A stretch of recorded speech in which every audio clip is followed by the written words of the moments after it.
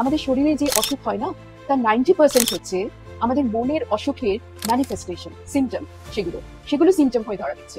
অনেক ওষুধ খাচ্ছে, আমার কাছে অনেক পেশেন্ট আছে যারা 20টা করে দিনে ওষুধ খায়, কিন্তু তাদের অসুখ সারছে না।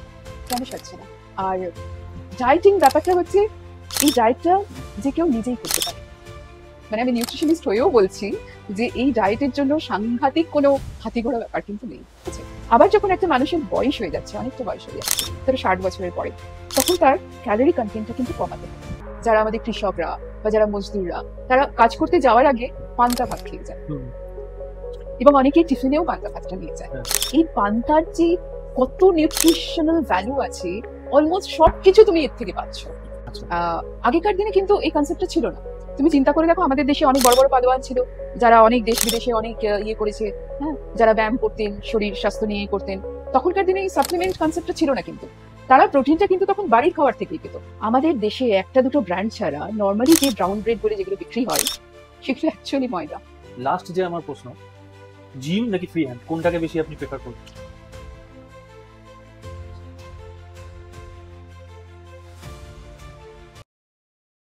পুষ্টি আমাদের সবার শরীরেই খুব দরকারি একটা জিনিস, কিন্তু আমাদের শরীরে পুষ্টি ঠিক কতটা মাত্রায় দরকার, কোন কোন খাবার থেকে আমরা সঠিক পুষ্টি পাবো, প্রোটিন, ভিটামিন, কার্বোহাইড্রেট কোন কোন খাবারে সঠিক মাত্রায় রয়েছে এবং সেই খাবারটা আমাদের কতটা খেতে হবে, এই সব কিছুর উত্তর কিন্তু আজকে আমরা এই পডকাস্টে পেয়েছি।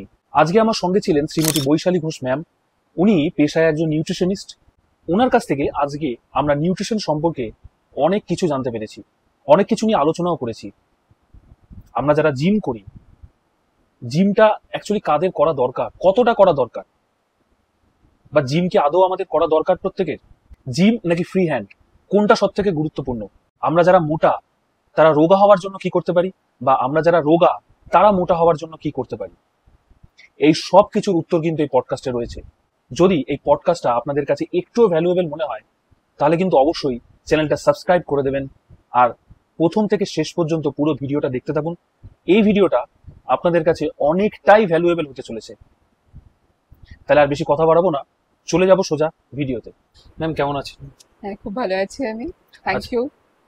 অ্যাজ এ নিউট্রিশনিস্ট আপনি আমাকে প্রথমে একটা উত্তর দিন যে আপনি এখন কি নিয়ে কাজ করছেন। নিউট্রিশন নিয়ে কাজ করছেন, এটা তো অবশ্যই, এছাড়া আপনার ব্যাপারে একটু বলুন। আমি একজন ক্লিনিক্যাল নিউট্রিশনিস্ট এবং ক্লিনিক্যাল সাইকোলজিস্ট। তো আমার কাজটা হচ্ছে মাইন্ড অ্যান্ড বডিকে কোঅর্ডিনেট করা, দুটোকে কোঅর্ডিনেট করে একটা নিরোগ শরীর মানুষ কিভাবে পেতে পারে, সেই কনসেপ্টটা আমি মানুষকে বোঝানোর চেষ্টা করছি। মানে নিরোগ শরীর বলতে কি বোঝাই? শুধু যে আমাদের সুগার, থাইরয়েড, প্রেশার, কোলেস্ট্রল, হানা টানা, পিসিওডি, কার্ডিওভাস্কুলার ডিজিজ, এটা কিন্তু নয়। এটা বুঝতে হবে যে আমরা যেমন শরীরের জন্য ডিটক্স ড্রিঙ্ক করছি, কেন? টক্সিন ফ্লাশ আউট করবো আমরা। তাহলে এই যে মনের ভেতরে যে টক্সিন, মনের ভেতরে যে অনেক না পাওয়া ক্ষোভ, বঞ্চনা, ডিপ্রেশন, অ্যাংজাইটি, টেনশন, স্ট্রেস, এইগুলোর কি হবে? যদি আমরা এইগুলোকে অ্যাড্রেস করতে না পারি, তাহলে কিন্তু একটা নিরোগ শরীর আমরা পাবো না। কারণ এগুলো directly related to all our diseases. আমাদের শরীরে যে অসুখ হয় না, তার 90% হচ্ছে আমাদের মনের অসুখের ম্যানিফেস্টেশন, সিমটম। সেগুলো সেগুলো সিমটম হয়ে ধরা দিচ্ছে। ধরো তুমি সাংঘাতিক স্ট্রেস বা ডিপ্রেশন বা অ্যাংজাইটিতে আছো, তোমার কি হবে? ঘুম হবে না, হয়তো বেশি খিদে পাবে, তুমি বেশি খাবার খাবে, আর না হলে খুব কম খাবার খাবে। হয়তো তুমি একদম অ্যান্টি সোশ্যাল টাইপের হয়ে যাচ্ছ, খুব সোশ্যাল ছিলে, এখন তুমি কারোর সাথে কথা বলতে চাও না, সারাদিন নিজের ঘরে থাকো। তাহলে কি হবে? তোমার মেটাবলিজম স্লাগিশ হতে শুরু করবে। তুমি খাবার খাচ্ছ হয়তো ঠিকঠাক, কিন্তু তার অ্যাবজর্পশনে প্রবলেম হবে। ওই যে স্ট্রেস, ডিপ্রেশন, তাতে কি হচ্ছে? আমাদের নানা রকম হরমোনস, যেমন এখন আমরা সবাই নামগুলো জানি, যে হ্যাপি হরমোনস কি, স্ট্রেস হরমোনস কি, কর্টিসল কি, তারপরে সেরোটোনিন কি, মেলাটোনিন কি, এগুলো সবাই জানি, ডোপামাইন কি। কিন্তু এগুলোর সব ইমব্যালেন্স হয়ে যায়। একটা জিনিসের হরমোনের যদি ইমব্যালেন্স শরীরে হয়, তাহলে তোমার ডাইজেস্টিভ সিস্টেম থেকে নিয়ে তোমার নার্ভাস সিস্টেম থেকে নিয়ে সব কিছু এফেক্টেড হবে। সেই জন্য stress, anxiety, depression is directly related to all your physical problems. আবার যদি তোমার ফিজিক্যাল প্রবলেমস ডেভেলপ করে, ধরো ওবেসিটি ডেভেলপ করলো, বা তোমার সুগার, থাইরয়েড, তখনও কিন্তু তুমি ডিপ্রেশনে যাচ্ছ। সেই জন্য এই মন আর শরীর এটা দুটো রিলেটেড, একটাকে বাদ দিয়ে আর একটা কিন্তু ঠিক হবে না। সেই জন্য পুরো যদি তোমার একটা নীরোগ শরীর, একটা নীরোগ মানুষ পেতে হয়, তাহলে তোমার দুটো জিনিসকেই অ্যাড্রেস করতে হবে একসাথে, সেটা হচ্ছে মন আর শরীর, দুটোকেই ঠিক করতে হবে। তাহলে এই ব্যালেন্সিংটা হবে। এই ব্যালেন্সিং এ গন্ডগোলটা হয়ে যায় বলে আমাদের অসুখ সারতে চায় না। আমি অনেক ওষুধ খাচ্ছি, আমার কাছে অনেক পেশেন্ট আছে যারা 20টা করে দিনে ওষুধ খায়, কিন্তু তাদের অসুখ সারছে না। কেন সারছে না? কারণ তাদের এই যে মনটার কথা, এইটাকে অ্যাড্রেস করার কথাটা কেউ ভাবছে না। সেম টাইমে আমি যখন প্রথম নিউট্রিশন নিয়ে কাজ শুরু করলাম, তখন আমার কাছে যখন পেশেন্টরা আসতে শুরু করলো, আমি যখন কথা বলতে থাকলাম তাদের কাছে, তারা আমার কাছে ব্রেকডাউন করছে, তারা কাঁদছে আমার কাছে। এসেছে শারীরিক সমস্যা নিয়ে, কেউ থাইরয়েড, কেউ পিসিওডি, কারোর অন্য সমস্যা, সুগার, ওজন বেড়ে যাচ্ছে। কিন্তু যখন আমি তাদের কথা বলছি, তখন তারা ব্রেকডাউন করছে আমার কাছে, কাঁদছে। তখন আমি রিয়েলাইজ করলাম যে একটা মানুষকে শুধু ডায়েট করে ঠিক করা যাবে না, সেই ডায়েটটা যাতে অ্যাবসর্ব হয় তার শরীরে, সেই জন্য আমার তার মনটাকে ঠিক করতে হবে আগে। তার মনটাকে যদি আমি ঠিক করে ফেলতে পারি, মনের ভিতর থেকে এই সব টক্সিনগুলো যদি দূর করতে পারি, তার শরীর কিন্তু নিজে থেকে সুস্থ হয়ে যাবে। তো তখন আমি আবার সাইকোলজি নিয়ে পড়াশোনা করে তারপর এই দুটোকে আমি কম্বাইন করে ভীষণ ভালো রেজাল্ট পাচ্ছি। মানে মানুষ সত্যিকারের সুস্থ হচ্ছে। আর ডায়েটিং ব্যাপারটা হচ্ছে, এই ডায়েটটা যে কেউ নিজেই করতে পারে। মানে আমি নিউট্রিশনিস্ট হয়েও বলছি যে এই ডায়েটের জন্য সাংঘাতিক কোনো হাতিঘোড়া ব্যাপার কিন্তু নেই। এটা আচ্ছা। একটু যদি কেউ জানে যে কিভাবে এটা করতে হয়, তাহলে সে সারা জীবন নিজেই করতে পারবে। এবং এই মনটার ব্যাপারও তাই। এই মনটাকে কিভাবে পজিটিভ রাখতে হয় বা ফ্রি রাখতে হয়, সেগুলোর ছোট্ট ছোট্ট ব্যাপার আছে, খুব বড় সড়ো ব্যাপার না, খুব ছোট্ট ছোট্ট। সেই রাস্তাটা আমি দেখাই। মানে আমি বলি যে ওটা তোমার ডেস্টিনেশন, এই যে তোমার জার্নিটা শুরু করেছো, তুমি পৌঁছতে চাও ওই জায়গায়, আমি রাস্তাটা দেখিয়ে দিচ্ছি, তুমি সেই রাস্তায় চলো, একলা চলো, আমার হাত ধরে না, তুমি সেই রাস্তায় একলাই যাবে, আমি তোমাকে শুধু রাস্তাটা দেখিয়ে দেবো যে কোন পথে চলতে হবে। এবং এই দুটোর জন্যই কোনো সাংঘাতিক পয়সা খরচা করতে হয় না, কিন্তু অত্যন্ত কম পয়সা খরচায়, যেটুকু হয়তো আমার ভিজিটিং ফি, সেইটুকু দিয়ে। এবং লোকে জিজ্ঞেস করে যে কতবার আসতে হবে, কতবার কাউন্সেলিং নিতে হবে। আমি বলি যে আমি যেভাবে বলছি আপনি যদি চলেন, আপনাকে আর কোনোদিনই আমার কাছে আসতে হবে না, ওই একবারই আসতে হবে। যে অনেক কাউন্সেলিং এর দরকার, অনেক কিছু, হ্যাঁ অনেক কাউন্সেলিং এর দরকার কি, যারা একটা এক্সট্রিম পর্যায়ে পৌঁছে গেছে, স্কিজোফ্রেনিয়া হলো কি ওসিডি হলো, তাদেরকে আসতে হয় অনেকবার। কিন্তু যাদের সাধারণ রোগ হয়েছে, অসুখ হয়েছে, তাদেরকে যে ডায়েটটা আমি বলে দেবো সেটা ফলো করলে আমার কাছে আর কোনোদিনই আসতে হবে না। আমি একটা সিম্পল এক্সারসাইজ রেজিম তাদের জন্য তৈরি করে দিই। কারণ প্রত্যেকের জন্য, প্রত্যেকের শরীরে আলাদা অসুখ, প্রত্যেকের মেটাবলিজম আলাদা, শারীরিক গঠন আলাদা, সকলের জন্য সব এক্সারসাইজ নয়। যার হাঁটুর ব্যথা, তাকে আমি একরকম এক্সারসাইজ দেবো। আর যার ব্লাড প্রেশার হয়েছে, বিপি আছে, তাকে আমি আলাদা রকম এক্সারসাইজ দেবো। এখন এক্সারসাইজের ব্যাপারটা কি জানো তো, সবাই আমরা ভীষণ বিজি লাইফ, তো সময় করে উঠতে পারি না। যেটা আমি পেশেন্টদের কাছ থেকে শুনি যে সময়ের অভাব। মানে এখন তো মহিলারাও চাকরি করছেন, এসে সংসার সামলাচ্ছে, বাচ্চা কাচ্চা। সেই জন্য তাদের জন্য খুব সিম্পলিফাইড এক্সারসাইজ, যেটা তারা বাড়িতে 20 মিনিট থেকে আধ ঘন্টা একদম নিজের বাড়িতে করতে পারবে। কিন্তু সেটা জানতে হবে যে কোনটা করা যায়। আমি জিমে যেতে জেনারেলি লোকদের বারণ করি। কেন বারণ করি? কারণ অনেক পেশেন্ট আসে যারা জিমে গিয়ে যাদের হাঁটুর ক্ষতি হয়ে গেছে বা কোমরের ক্ষতি হয়ে গেছে। কারণ জিমে খুব ট্রেন্ড ট্রেনার থাকা দরকার। প্রত্যেকটা জিমে কিন্তু সেটা থাকে না। খুব ট্রেন্ড, যে তোমার ফিজিক্যাল কন্ডিশনস, তোমার অসুখ বিসুখ সব জেনে সেই অনুযায়ী তোমাকে একটা প্ল্যান করবে। এরকম নয় যে তোমার জন্য যেটা হচ্ছে আমার জন্য সেটা হচ্ছে। সেটা হলে কিন্তু আমি ইনজিওর্ড হতে পারি বা তুমি ইনজিওর্ড হতে পারো। সবার আলাদা আলাদা। সবার আলাদা হবে। এমনকি যোগ ব্যায়াম যেটা আমরা বলি, আসন, সেই আসনও কিন্তু সব আসন সবার জন্য নয়। সেটাও এক একটা অসুখের জন্য এক এক রকম আসন আছে। আমি যদি না জেনে একটা ভুল আসন করে ফেলি, তাহলে সেটা আমার ক্ষতিকর হবে। সেই জন্য খুব সিম্পল খাওয়া, খুব সিম্পল লাইফস্টাইল, আর খুব সিম্পল এক্সারসাইজ রেজিম। জীবনটাকে সহজ করতে হবে, জটিল করে ফেললে হবে না। যে অনেক এক্সোটিক ডায়েট, সেগুলো কোথা থেকে জোগাড় করবো, তারপর দিনের শেষে জিমে যেতে হবে আমাকে, এত খাটনি করে এসেছি, আবার জিমে গিয়ে অনেক পয়সা খরচা হবে, কি করব? এগুলো একদম না। Life is very simple, and keep it simple. যত সহজ জীবন রাখতে পারবে তত সুন্দর হবে জীবন। তাহলে আমি যদি এখন পুষ্টির কথা বলি, হ্যাঁ। তাহলে আপনার মতে সঠিক পুষ্টির গুরুত্বটা কি? সঠিক পুষ্টি কি আগে সেটা আমাদের জানতে হবে, ঠিক আছে? সঠিক পুষ্টি, সঠিক নিউট্রিশন হচ্ছে তুমি একটা হোলসাম খাবার খাচ্ছ, যেখানে তোমার কার্বোহাইড্রেট থাকছে, প্রোটিন থাকছে, ফ্যাট থাকছে। এগুলো হচ্ছে ম্যাক্রোনিউট্রিয়েন্টস বলি আমরা। আর মাইক্রোনিউট্রিয়েন্টস এর মধ্যে মিনারেলস, ভিটামিনস এগুলো আসছে। তাহলে যে খাবারে তুমি সব এই জিনিসগুলো পাচ্ছ, সেই রকম একটা খাবার তোমাকে খেতে হবে। আমাদের ইন্ডিয়ান, ভারতবর্ষের যে ডায়েট, যে কোনো প্রান্তের দেখো তুমি, সে বাংলারই হোক, গুজরাটেরই হোক, মহারাষ্ট্রেরই হোক, খুব ব্যালেন্সড ডায়েট আমাদের, সাংঘাতিক।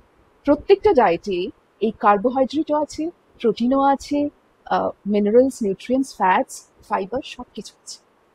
সেই জন্য আমাদের কোনো বিদেশি মেডিটেরেনিয়ান ডায়েট, এক্সোটিক ডায়েট কিচ্ছুর দরকার নেই। আমাদের ভারতবর্ষের প্রত্যেকটা প্রদেশের ডায়েট হচ্ছে সবচেয়ে ব্যালেন্সড ডায়েট। তুমি যে ভাত খাচ্ছ বা রুটি খাচ্ছ, তাতে কি হচ্ছে, তোমার সিম্পল কার্বোহাইড্রেট বা কমপ্লেক্স কার্বোহাইড্রেট পাচ্ছ তুমি, ঠিক আছে? তারপর তুমি প্রোটিনের জন্য কি খাচ্ছ? ডাল খাচ্ছ, মাছ, মাংস, ডিম, কিছু একটা খাচ্ছ। যারা সেটা খাচ্ছে না, তারা পনির খাচ্ছে, সয়াবিন খাচ্ছে, ডালের কিছু অন্য ভ্যারাইটি খাচ্ছে। কিছু ফ্যাট খাচ্ছ তুমি, ঘি খাচ্ছ, তেল খাচ্ছ, কিছু ধরো নাটস অ্যান্ড সিডস তুমি খাচ্ছ, ফল খাচ্ছ, ফাইবারের জন্য তুমি সবজি খাচ্ছ, ফল খাচ্ছ, সেগুলোর থেকে তুমি ভিটামিনস অ্যান্ড মিনারেলস পাচ্ছ। তাহলে এটাই হচ্ছে তোমার একটা সামগ্রিক পুষ্টিকর খাদ্য। এবং এমন একটা ডায়েট তোমাকে করতে হবে যেটা সাস্টেনেবল। তুমি এমন কোনো ডায়েট করলে যেখানে তুমি পুরোটা কার্বোহাইড্রেট বাদ দিয়ে দিলে, যেমন একটা কিটো ডায়েটের কথা শুনতে পাই আমরা, পুরো কার্বোহাইড্রেট একদম কম বা নেই, প্রোটিন, ফ্যাট এর উপর, এটাতে কিন্তু আমরা ভারতবাসীরা ঠিক সাস্টেন করতে পারবো না। কারণ প্রতিটা দেশের খাদ্যাভ্যাস তৈরি হয় সেখানকার ক্লাইমেটিক কন্ডিশন অনুযায়ী, ঠিক আছে? আমাদের এখানেও আমরা প্লেনসে যা খাবার খাই, হিলি এরিয়াজে কিন্তু সেই খাবার খাই না। কারণ আমাদের শরীরের, আমাদের ক্লাইমেট অনুযায়ী শরীরের খাদ্যাভ্যাসটা চেঞ্জ হয়। কোনটা দরকার, বেশি দরকার, সেইটা হয়। তুমি দেখবে হিলি এরিয়াজের লোকে বাটার বেশি খায়, মাখন বেশি খায়, ঠিক আছে, মাংস জাতীয় জিনিস বেশি খায়, কারণ সেখানে ঠান্ডার জায়গায় সেই জিনিসগুলো দরকার আমাদের। আবার আমরা যখন একটা গরমের জায়গায় যাচ্ছি, আমাদের খাদ্যাভ্যাস কিন্তু চেঞ্জ হয়ে যাচ্ছে। সেই জন্য একটা হোলসাম নিউট্রিশনের জন্য তোমার প্লেটে থাকুক, ধরো 50 থেকে, 50-এর কম আমি কখনোই বলবো না, 50 থেকে 65% তোমার কার্বোহাইড্রেট থাকুক, সিম্পল কমপ্লেক্স মিলিয়ে থাকুক। সিম্পলটা একটু কম খেতে বলি আমরা, কারণ ওটা তাড়াতাড়ি ডাইজেস্ট হয়ে যায় এবং সুগারের লেভেলটা তাড়াতাড়ি বেড়ে যায় ওটাতে। সেই জন্য তাদের ধরো ওবেসিটি আছে বা ধরো ডায়াবেটিস, তাদের আমরা সিম্পল কার্বোহাইড্রেটটা কম দিই বা দিই না। আর কমপ্লেক্স কার্বোহাইড্রেট কি, যে সেটাতে একটু দেরি হয় হজম হতে এবং ব্লাড সুগারের লেভেলটা একটু দেরিতে স্পাইক হয়, ঠিক আছে? কিন্তু কার্বোহাইড্রেট কেন দরকার, কেন ছাড়া যাবে না? কারণ আমরা দিনের মধ্যে যত ধরনের কাজ করি বা আমাদের বডিরই যত ধরনের সিস্টেম আছে, যে 11টা সিস্টেম আছে, প্রত্যেকটার জন্য সেই সেল, টিস্যু সবেতে আমাদের এনার্জি দরকার। এনার্জি ছাড়া তো কোনো কাজ করতে পারবে না, তাই না? এই এনার্জিটা দিচ্ছে হচ্ছে কার্বোহাইড্রেট। সেই জন্য কার্বোহাইড্রেট আমাদের ছাড়া যাবে না।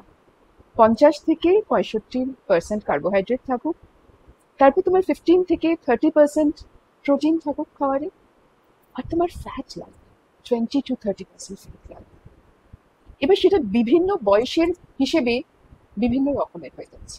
একটা সাধারণ মানুষ, মানে একটা সাধারণ মানুষ কি করে বুঝবে যে এই খাবারটার মধ্যে কার্বোহাইড্রেট রয়েছে, এই খাবারটার মধ্যে শর্করা রয়েছে, বা এই খাবারটার মধ্যে প্রোটিন রয়েছে, বা এই খাবারটার মধ্যে ভিটামিন রয়েছে? ধরুন আমরা যেরকম যতটা জানি, বা আমাদের থেকে এরকম অনেক লোক আছে যারা ধরুন এইসব ব্যাপারে কিছু জানেই না, তারা নর্মাল যেটা পাচ্ছে সেটাই খাচ্ছে, কিন্তু তাদের ক্ষেত্রে ব্যালেন্সিং ডায়েটটা কিভাবে হবে? আমি বলবো তাদের ক্ষেত্রে কিছু ভাবনা চিন্তা করার দরকার নেই। তারা, তাদের পূর্বপুরুষরা জেনারেশন আফটার জেনারেশন যে খাবার খেয়ে এসেছে, এক্স্যাক্টলি তারা সেই খাবার খাবে। ভাবারই দরকার নেই, ক্যালোরি নিয়ে ভাবার দরকার নেই, কোনটায় কার্বোহাইড্রেট কি আছে সেটা নিয়ে ভাবার দরকার নেই, কোনটায় প্রোটিন কি আছে সেটা নিয়ে ভাবার দরকার নেই।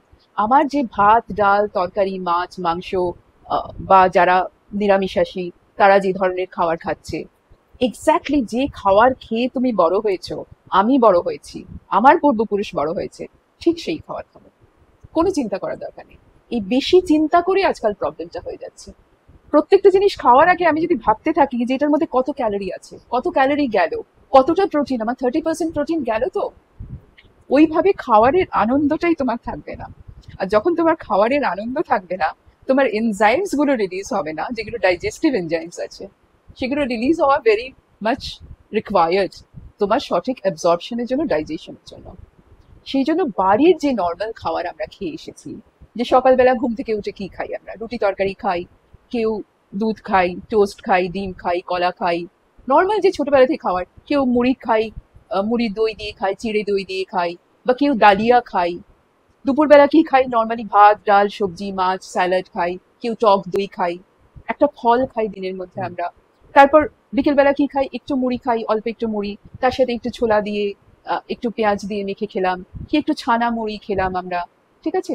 আবার রাত্রিবেলা নর্মাল রুটি ডাল সবজি, রাত্রিবেলা আমি বলবো রুটিটা খেলে সবচেয়ে ভালো, কারণ সেটা কমপ্লেক্স কার্বোহাইড্রেট, যাতে সুগার স্পাইকটা বেশি না হয়। এই যে একটা খাবার, একটা সিম্পল ভারতীয় খাবার, এক্স্যাক্টলি এই খাবারটা নিশ্চিন্তে এবং নির্দ্বিধায় খাবে। এই যে পান্তা ভাত, আমাদের যারা আমাদের কৃষকরা বা যারা মজদুররা, তারা কাজ করতে যাওয়ার আগে পান্তা ভাত খেয়ে যান, হুম, এবং অনেকে টিফিনেও পান্তা ভাতটা নিয়ে যায়। হ্যাঁ। এই পান্তার যে কত নিউট্রিশনাল ভ্যালু আছে, অলমোস্ট সবকিছু তুমি এর থেকে পাচ্ছ। You are getting almost every mineral, vitamins and nutrients from this panta bhat, ঠিক আছে। তো আমি অ্যাডভাইস করব, যাদের ওবেসিটি নেই বা খুব রেসপিরেটরি কোনো ট্রাবল, কাফ অ্যান্ড কোল্ডের প্রবলেম নেই, তারা গরমকালে নির্দ্বিধায় পান্তা খাক, দুপুরে বা সকালে পান্তা ভাত খাক। তার মধ্যে নিউট্রিশনাল আর কিছু নেই। বাচ্চারা খাক, বড়রা খাক, খুব বেশি বয়স্কদের আমি বারণ করবো খেতে। আর বললাম যাদের যে ওবেসিটি আছে বা সর্দি কাশির প্রবলেম আছে, তাদের বারণ করবো আমি খেতে। কিন্তু একটা ছোট বাচ্চা, সে নির্দ্বিধায় একটা টোস্টে মাখন লাগিয়ে খাক, কলা খাক, ডিম খাক, ডাল খাক, সবজি খাক, স্যালাড খাক, সবকিছু খাক। কোনটা বারণ করবো আমি? সেটা হচ্ছে রিফাইন্ড, প্রসেসড খাবার। রিফাইন্ড খাবার মানে ময়দা, আচ্ছা। ময়দাটা বারণ করবো, তার জায়গায় রুটি খাক, ঠিক আছে। এখন যে ওটসই খেতে হবে তার কোনো মানে নেই। সুবিধা থাকলে ওটস খাক লোকে, যদি সুবিধা না থাকে ওটসের জায়গায় রুটি খাক, ডালিয়া খাক, কোনো অসুবিধা নেই, ঠিক আছে। আচ্ছা, ধরুন যারা জিম করছে বর্তমানে, বডি বিল্ডিং, বা অনেকে আছে যে নর্মাল মাসেল বিল্ড করার জন্য জিম করে, হুম। কেউ কেউ ফিট থাকার জন্য করে। তো যারা মাসেল বিল্ড করার জন্য জিম করে, তাদের আমরা অনেক সময় বলতে শুনি, মানে তাদেরকে এটা বলা হয় যে তুমি যেটা খাচ্ছ বাড়িতে বা তুমি যেটা নর্মালি খাচ্ছ, সেটার মধ্যে তুমি সঠিক পরিমাণে প্রোটিন পাচ্ছ না, হুম। বা সঠিক তোমার শরীরে যা যা দরকার, কারণ যেহেতু এখনকার সব খাবারের মধ্যে ভেজাল, এই জন্য তাদের সাপ্লিমেন্টটা দিয়ে দিচ্ছে বা সাজেস্ট করছে সেখানকার জিম থেকে। হ্যাঁ দেখো, যারা খুব বেশি রকমের জিমিং করছে, যারা স্পোর্টস আছে, যারা এনি কাইন্ড অফ অ্যাথলেটিক্স বা স্পোর্টসে আছে, তাদের কিন্তু একটা সাপ্লিমেন্টের দরকার হয়। আচ্ছা। আগেকার দিনে কিন্তু এই কনসেপ্টটা ছিল না। তুমি চিন্তা করে দেখো, আমাদের দেশে অনেক বড় বড় পালোয়ান ছিল, যারা অনেক দেশ বিদেশে অনেক ইয়ে করেছে, হ্যাঁ, যারা ব্যায়াম করতেন, শরীর স্বাস্থ্য নিয়ে করতেন। তখনকার দিনে এই সাপ্লিমেন্ট কনসেপ্টটা ছিল না, কিন্তু তারা প্রোটিনটা কিন্তু তখন বাড়ির খাবার থেকেই পেত। তারা 5-6টা ডিম খেয়ে ফেলছে, 2 লিটার দুধ খেয়ে ফেলছে, ঠিক আছে, মাখন খাচ্ছে, ঘি খাচ্ছে, এইসব জিনিস খাচ্ছে, নর্মাল মাছ মাংস এগুলো খাচ্ছে, দুধ ঘি মাখন এগুলো তারা বেশি খেত, ঠিক আছে। আর ঘরের খাবার থেকেই তারা পেত, তারা পরিমাণে ওই খাবারগুলো বেশি খেত। আচ্ছা। তখনকার দিনে কিন্তু কোনো সাপ্লিমেন্টস এর কনসেপ্ট ছিল না। মানে আমি বলছি, ধরো আজ থেকে 30 বছর কি 35 বছর আমরা যখন ছোট ছিলাম, হুম। তখনকার দিনে এটা কিন্তু শোনা যেত না। কিন্তু তখনকার দিনে কি খেলোয়াড়রা ছিল না?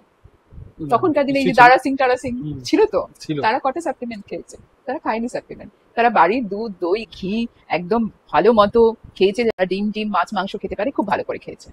এখন যখন সাপ্লিমেন্ট পাওয়া যাচ্ছে, তখন একটা ওয়ে প্রোটিন 1 চামচ কি 2 চামচ, যারা সাংঘাতিক জিমিং করছে তা নয়।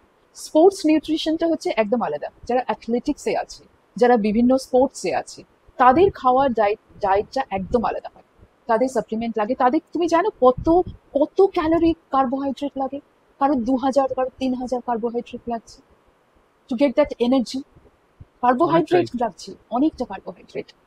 আর তারা ওই প্রোটিন ড্রিঙ্কস খাচ্ছে, সাপ্লিমেন্টস। কিন্তু নর্মাল লোক, যে নর্মাল একটা জিমে এমনি গিয়ে 1 ঘন্টা কাটিয়ে আসলো, তার কিন্তু ওই প্রোটিনটা বা সাপ্লিমেন্টসটা খাওয়ার দরকার নেই।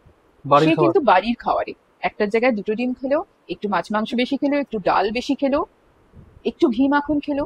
কারণ কি জানো তো, একটা জিমের আগে এবং পরে দুটোতেই তোমার কার্বোহাইড্রেট এবং প্রোটিন, এই দুটো জিনিসের দরকার।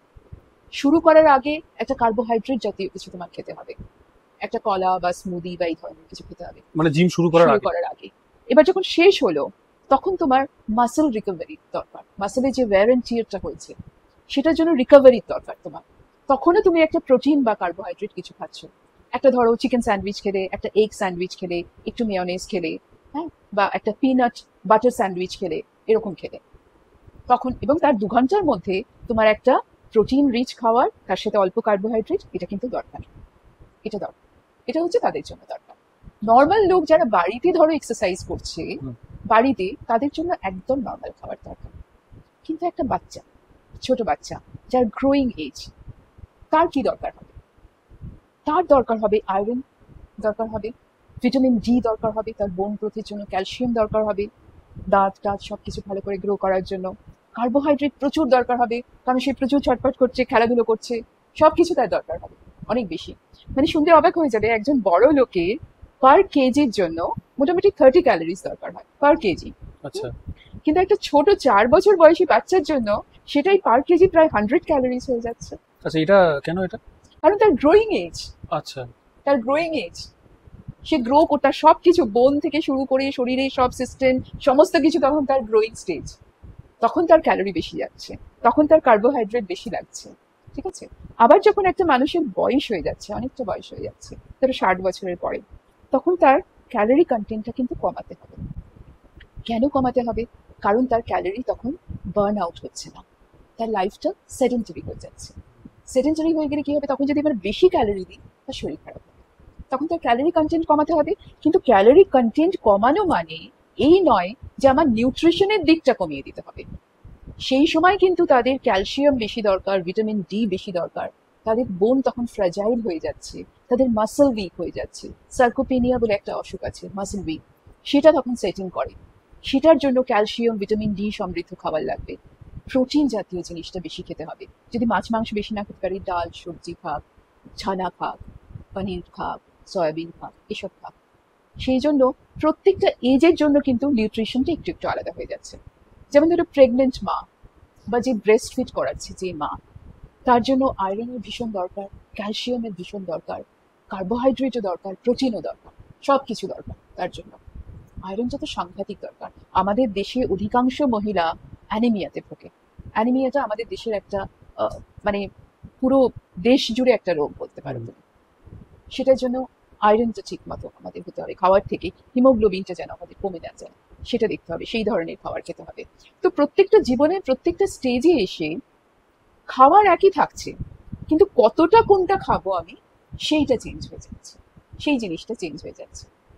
আচ্ছা। এমনকি একটা সুস্থ লোক যা খাচ্ছে, একজন ডায়াবেটিকও মোটামুটি সেই খাবারই খাচ্ছে, শুধু সিম্পল কার্বোহাইড্রেটটা কম খাচ্ছে। কিন্তু তার ক্ষেত্রে কি হচ্ছে, কোন সময় কোনটা খাবো সেইটাকে আমরা চেঞ্জ করে দিচ্ছি। ধরো তাকে আমি দুপুরবেলা এইটুকু একটু ভাত দিলাম, আর রাত্রিবেলা আমি তাকে রুটি দিলাম। হুম। যার এসব কিচ্ছু নেই সে রাত্রিবেলা নির্দ্বিধায় ভাত খেতে পারবে, আচ্ছা ঠিক আছে? একটু ম্যানিপুলেট করতে হবে তোমাকে, খাওয়াটা একটু ম্যানিপুলেট করতে হবে। যেমন ধরো যার সুগার আছে বা নর্মাল লোকের ক্ষেত্রে আমি এটা বলে রাখছি, আমরা যখন খেতে বসি, আমরা যদি খাবারের শুরুটা ভাত দিয়ে না করে, যে ধরো একটু সবজি আছে কি একটু স্যালাড আছে সেইটা একটু আগে খেয়ে নিলাম, 2 চুমুক 3 চুমুক ডাল খেয়ে নিলাম, তারপর আমরা ভাতটা দিয়ে খাওয়া শুরু করলাম, তাহলে আমাদের সুগার স্পাইকটা ধীরে ধীরে হবে, সঙ্গে সঙ্গে হবে না। কিন্তু যদি সিম্পল কার্বোহাইড্রেট দিয়ে আমরা শুরু করি ভাত দিয়ে, তাহলে ওই সুগার স্পাইকটা হট করে বেড়ে যাবে, সাংঘাতিক। আরেকটা জিনিস যেটা বলতে চাই আমি এখানে, যে প্রত্যেকে তো আমরা ফাস্টিং সুগার করাই, পিপি করাই, হুম। আমি বলবো যে প্রত্যেকের ফাস্টিং ইনসুলিন করানো খুব দরকার। কারণ ইনসুলিন রেজিস্ট্যান্স থেকে আমাদের বেশিরভাগ রোগের উৎপত্তি, বেশিরভাগ রোগের উৎপত্তি। এই ইনসুলিনটা আমার রেজিস্ট্যান্ট হয়ে গেছে কিনা, হুম। ফাস্টিং সুগারে হয়তো তোমার কিচ্ছু এলো না, নর্মাল এলো, কিন্তু তুমি যখন ফাস্টিং ইনসুলিন করালে দেখলে তোমার ইনসুলিন লেভেলটা অনেকটা বেশি। That time you have to be very careful যে তোমার অন্য অসুখের দিকে তুমি এগোচ্ছ, কার্ডিওভাস্কুলার বা ধরো সুগার, এই দিকে তুমি এগিয়ে চলেছো, তখন তোমাকে সেটা কন্ট্রোল করতে শুরু করতে হবে। তোমার ফাস্টিং সুগার এলো না, তুমি ভাবলে যে আমার কিছু নেই, কোনোদিন সুগার হতেই পারে না আমার। ফাস্টিং সুগারকে না বা পিপি যেটা আমরা করি সেটাকে আমরা নানা রকম ভাবে ম্যানিপুলেট করতে পারি, আমরা আগের দিন কি খেয়েছি তার উপর ডিপেন্ড করবে। সেই জন্য HbA1c যেটা তোমার 3 মাসের সুগার টেস্ট সেইটা দরকার, আর ইনসুলিন রেজিস্ট্যান্স আছো কিনা তুমি, তোমার সুগার হয়নি but whether you are insulin resistant or not সেইটা জানার জন্য ফাস্টিং ইনসুলিনটা করানো খুব দরকার, যেটা লোকে করায় না। পিপিআর ওটা করিয়ে বুঝে ওগুলোতে যায়। অ্যাকচুয়াল ফিগারটা আসে না, কারণ তুমি যদি মনে করো যে তুমি আগের দিন কোনো কার্বোহাইড্রেট খাবে না, ঠিক আছে, না খেয়ে তুমি হ্যাঁ, ওই ফাস্টিং বা পিপিটা করিয়ে ফেলবে, তোমার অটোমেটিক্যালি ওটা কম আসলো। আর হ্যাঁ, তুমি যদি একটু বেশি কার্বোহাইড্রেট খেয়ে নিলে, সিম্পল কার্বোহাইড্রেট বা মিষ্টি মিষ্টি একটু বেশি খেয়ে নিলে, তাহলে তোমার বেশি এসে গেল। তাহলে তোমার 3 মাসের HbA1c-টা করাতে হবে, ওটা 3 মাসের দেখে তোমার সুগারটা কিরকম বিহেভ আচ্ছা, করেছে, সেটাতে তুমি একটা পিকচার পাচ্ছ। আর এটা হওয়ার আগে আমি বলবো যে fasting insulin is very important, কারণ আগে ইনসুলিন রেজিস্ট্যান্ট হবে, তারপর সবকিছু শুরু হবে। ওইখানে যদি আমি আটকে দিতে পারি তাহলে নিশ্চিন্ত, ঠিক আছে। তো এইগুলো একটু মাথায় রেখে চলতে হবে। ডায়েট কিচ্ছু না, তুমি যতটা পেট ভরে খাওয়ার তার থেকে 1/4 1/4 কম খাও। আচ্ছা, পুরো পেটটা তুমি ভরিও না, একটু খিদে রেখে খাও, দ্যাট ইজ ইয়োর ডায়েট। তোমার যদি কোনো অসুখ না থাকে সেটা খাও, তুমি একদম স্লিম থাকবে। তারপর তুমি জাঙ্ক ফুডটা কমাও।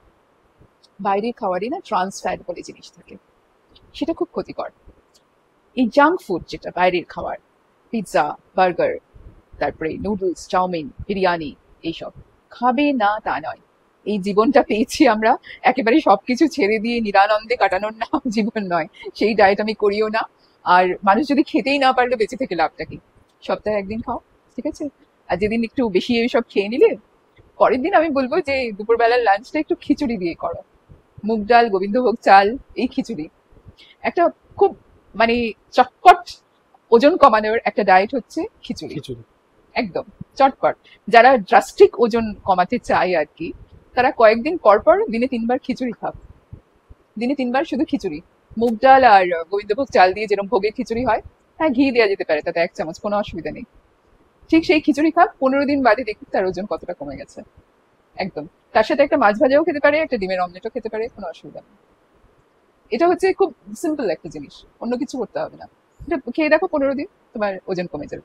আর যারা একটু স্বাস্থ্য ভালো হতে চায়, মোটা হতে চায়, তাদের বলবো দিনে দুটো কলা খেতে, ভাত খেতে, আলু সেদ্ধ, ঘি, মাখন, এগুলো দিয়ে 15-20 দিন ভালো করে খাক, ওজন বাড়তে বাধ্য। কোনো কিছু খেতে হবে না আর। যদি নর্মাল মানুষ হয়, মানে অনেক বাচ্চা আসে তো আমার কাছে রোগা, রোগা। কি করব? অ্যাক্টিভ থাকুক বাচ্চা, বাচ্চাকে খেলতে দাও, সবকিছু করতে দাও, ঘি, মাখন, কলা, ডিম, ভাত, আলু, আনন্দে খাইয়ে যাও, বাচ্চা মোটা হতে বাধ্য, মোটা হয়ে যাবে, যদি না তার কোনো অন্য কোনো অসুখ থাকে, ঠিক আছে। আমরা এখন দেখি যে যারা আমাদের জেনারেশন বা আমাদের থেকে একটু ছোট বা আমাদের থেকে একটু বড়, সারাদিনও হয়তো এক টুকরো মিষ্টি খেতেও ভয় পায়। একটা গোটা রসগোল্লা নয়, মানে এক টুকরো। সত্যি কি এখন সারাদিনে একটা মিষ্টি খাওয়া আমাদের জন্য মানে ক্ষতিকারক, বা মানে সুগার হয়ে যেতে পারে, বা হয়তো ফ্যাট হয়ে যেতে পারে খুব পরিমাণে, বা মোটা হয়ে যেতে পারে, এরকম কি মানে এটা আমারও বলতে পারেন একটা পার্সোনাল কোয়েশ্চেন। হ্যাঁ, আসলে কি জানো তো, যাদের সুগার আছে বা যারা ধরো ওবেসিটি আছে যাদের, হ্যাঁ, তাদের আমরা মিষ্টি খেতে বারণ করি। কেন বারণ করি? কারণ এটা রিফাইন্ড, প্রসেসড। যে কোনো জিনিস রিফাইন্ড বা প্রসেসড, সেটা বুঝবে কি করে তুমি? যে কোনো জিনিস প্যাকেটে যেটা আসে, এই যে চিপস, যেটাকে তুমি অনেক দিন অব্দি রেখে দিতে পারো, বা ধরো প্যাকেটে তোমার সসেজ, সালামি, বা অন্য কোনো যে প্রোডাক্টস গুলো আসে যেগুলো তুমি অনেকদিন রেখে দিতে পারো, তারপরে ভেজে খেতে পারো, সেগুলো সব প্রসেসড ফুড। সেই প্রসেসড ফুডটা হচ্ছে আমাদের জন্য সবচেয়ে ক্ষতিকর। এবং রিফাইন্ড, যেটাকে বারবার রিফাইন করা হয়েছে, রিফাইন করে তার মধ্যে থেকে অর্ধেক নিউট্রিশন চলে গেছে, ঠিক আছে। তো সেই জিনিসগুলো আমাদের জন্য খারাপ। যেমন ময়দাটা আমরা কেন বলি? কারণ ময়দা হচ্ছে রিফাইন্ড খাবার। যেমন সেদ্ধ চালও কিন্তু একটা রিফাইন্ড ব্যাপার আছে, সিদ্ধ চালের থেকেও অনেকটা নিউট্রিয়েন্টস বের করে নেওয়া হয়। সেই জন্য আমরা হোয়াইট রাইসকে অনেক সময় বলি যে সিম্পল কার্ব। অ্যাকচুয়ালি সব হোয়াইট রাইস কিন্তু সিম্পল কার্ব না। বাসমতি চাল যেটা, সেটা সিম্পল কার্ব নয়, সেটা কমপ্লেক্স কার্ব, কারণ সেটা অতটা রিফাইন্ড নয়। এবার তুমি যে প্রশ্ন করলে, তার মধ্যে সফট ড্রিঙ্ক, কোকো কোলা, হানা টানা সব জিনিসগুলো আসছে, সেগুলো রিফাইন্ড জিনিস হয়ে যাচ্ছে। সেই জন্য আমরা বলি যে রিফাইন্ড বা প্রসেসড বা এই সুগার জিনিসটা ডায়াবেটিস যাদের আছে, ওবেসিটি যাদের আছে, বা পিসিওডি যাদের আছে, তাদের সকলকে আমরা কম খেতে বলি। সুগার যার অত্যন্ত লেভেলে বেড়ে গেছে, তার জন্য তো সেটা স্ট্রিক্টলি নো নো, সেটাকে আমি বলতে পারি না যে খেতে পারো। কিন্তু নর্মাল যারা লোক, যাদের এখনো কিছু হয়নি, এরকম নয় যে মিষ্টি খেলেই সুগার হবে, তা নয়। সুগার হলে মিষ্টি রেস্ট্রিক্ট করতে হবে, কিন্তু যাদের কিছু হয়নি তারা একটু আধটু মিষ্টি, সপ্তাহে 1 দিন 2 দিন একটা করে মিষ্টি খেলে আমার মনে হয় না কিছু হবে। ছোট একটা মিষ্টি খেলে। বা ধরো যে আমরা রান্নায় যে চিনি দিচ্ছি, আমরা একটা সবজি রান্না করলাম তো, তাতে ম্যাক্সিমাম কত দিতে পারি, 2 চামচ দিতে পারি, হুম। তাও হয়তো দিই না। সেই 2 চামচ 4জন কি 5জন মিলে খাচ্ছে, তাহলে এক একজনের ভাগে কতটুকু করে সুগার যাচ্ছে? অনেকটাই কম। একদম কম, একদম কম। নেগলিজেবল যাচ্ছে। হুম। ঠিক আছে? তো সেই সুগার আমি বারণ করি না কাউকে, যে রান্নায় একটা সুগার ইউজ করতে পারবে না সেটা নয়। তুমি দিনে একবার চা খেলে কি দুবার চা খেলে, সেখানে 1/2 চামচ চিনি দিয়ে চা খেলে, সেটাও আমি বারণ করি না। একমাত্র যাদের সুগার আছে, যাদের কোনো ডিজিজ আছে, তাদেরকে আমি বলি। এমনিতে আমি অ্যাডভাইস করি যে দুধ ছাড়া, চিনি ছাড়া চাটা খাওয়া হেলদি। কিন্তু আমি এটাও অ্যাডভাইস করি না যে গ্রিন টি খেতে হবে। এটা একটা মিথ যে গ্রিন টি খেলে ওজন কমবে। এটা হ্যাঁ। মিথ, কিন্তু এটা মিথ। এর কোনো সাইন্টিফিক বেসিস নেই কিন্তু, আচ্ছা। মানে কোনো রিসার্চে কিন্তু বলেনি যে গ্রিন টি খেলে আহ, এরকম কিছু হতে পারে। বা ধরো ডিটক্স ড্রিঙ্ক খেলে 7 দিনে তোমার 10 কেজি ওজন কমে যেতে পারে, এটাও কিন্তু কোনো রিসার্চ বলেনি। বা ডিটক্স ড্রিঙ্ক খেলে তোমার শরীরে স্কিনে সাংঘাতিক গ্লো এসে যাবে, এটাও রিসার্চ বলেনি। বা সেখানে তোমার টক্সিন ফ্লাশ আউট হচ্ছে, সবচেয়ে বড় কথা যেটা, দিস ইজ আ মিথ, এটাও রিসার্চ সাপোর্ট করে না। ডিটক্স ড্রিঙ্কে টক্সিন ফ্লাশ আউট হয় না। তুমি জল খাও, নর্মাল জল খাও, তোমার টক্সিন ফ্লাশ আউট হবে, নর্মাল জল। তাহলে তো এগুলো হচ্ছে তোমার মিথ। এখন কার্বোহাইড্রেট আমাকে একদম কমিয়ে দিতে হবে, সকলের জন্য নয় এটা, যে কার্বোহাইড্রেট কমিয়ে দিতে হবে। কিছু স্পেসিফিক অসুখ আছে, সেখানে কমাতে হবে। একটা নর্মাল লোকের, আমি বললাম যে নর্মাল লোকের 55 to 65% কার্বোহাইড্রেট ইজ রিকোয়ার্ড, সেইভাবে ডায়েটটা করতে হবে।